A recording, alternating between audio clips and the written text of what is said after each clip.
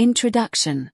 Friends and Flatterers is a poem written by one of the most noted poets and playwrights in the history of English literature, William Shakespeare. The time when this work was released is not available or well documented. The poem serves as a guide to us to distinguish between a real friend and a fake one, as Shakespeare lists out attributes of those who flatter us and stay with us only when we are fortunate and resourceful. Structure. The poem consists of 28 lines which are divided into 7 quatrains, each quatrain containing 4 lines. The speaker, the poet in this case, uses the second-person point of view to directly address the readers. He also uses the third-person perspective to provide a general outlook on humanity. Lines 1 to 4. Every one that flatters thee is no friend in miser. Why? Words are easy, like the W. Ind. Faithful friends are hard to find. Summary. The poem starts with the speaker directly addressing the readers. The speaker remarks that everyone who flatters us in times of prosperity is not our friend in times of misery. The speaker compares these words of flattery to the ease with which the wind blows. The speaker claims that it is the faithful friends that are harder to find. Analysis. The speaker presents us with a contrast between faithful and genuine friendship and insincere flattery.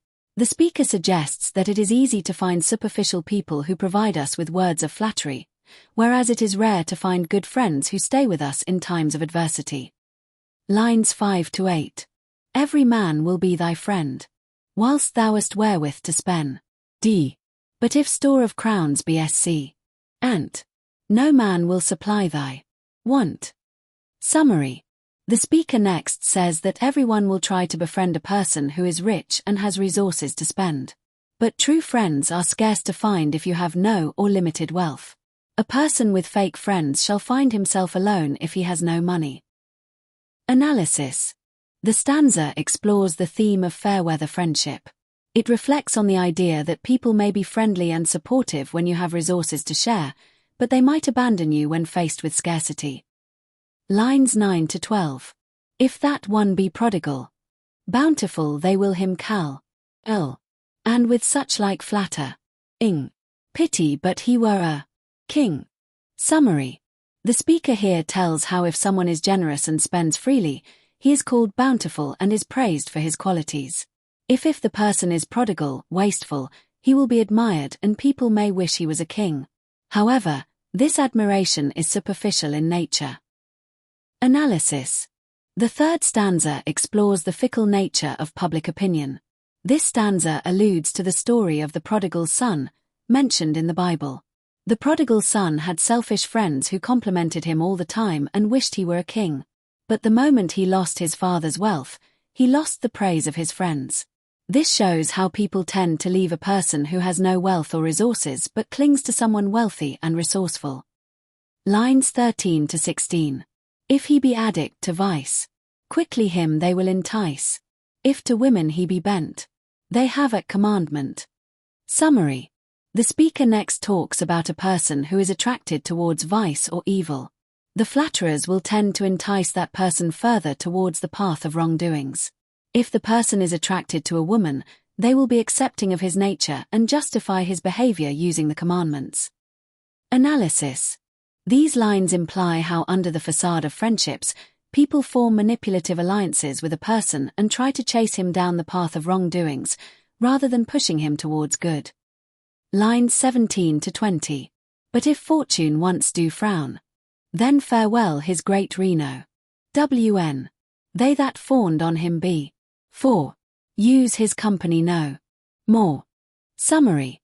The speaker comments how in case fortune frowns upon the person and they are met with misfortune, then he might as well bid farewell to his good reputation. The people who used to fawn over the person before and flattered him are the ones who abandoned that person's company. Analysis. The poet has personified fortune here to show how if someone is going through difficult circumstances, their fake friends and associations shall leave their company. The person's reputation shall go down if they are ever hit with misfortune. Lines 21 to 24. He that is thy friend indeed, he will help thee in thy nay. D. If thou sorrow, he will eep. If thou wake, he cannot sleep. Summary. Here, the speaker moves to describing who a true friend truly is. The speaker says that someone is a good and genuine friend if they help us in times of need. If we are burdened with grief, a true friend will understand our pain and weep with us. And if we are awake due to some hardship, a true friend cannot be sleepy. Analysis. Here, the poet has emphasized the qualities that lay the foundation of a true friendship. A true friend will have qualities such as empathy, support, and thoughtfulness. Lines 25 to 28. Thus of every grief in heart, he with thee doth bear a part. These are certain signs to know. Faithful friend from Flatterer. Gfo. Summary. The speaker further talks about the qualities of a genuine friend.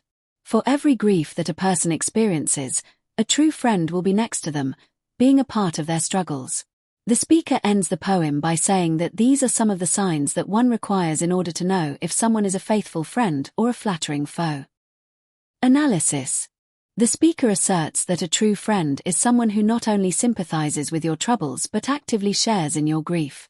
This goes beyond mere words of consolation. It involves a deep level of emotional connection and empathy. Thus, this poem serves as a guide to provide a clear indicator to recognize a faithful friend.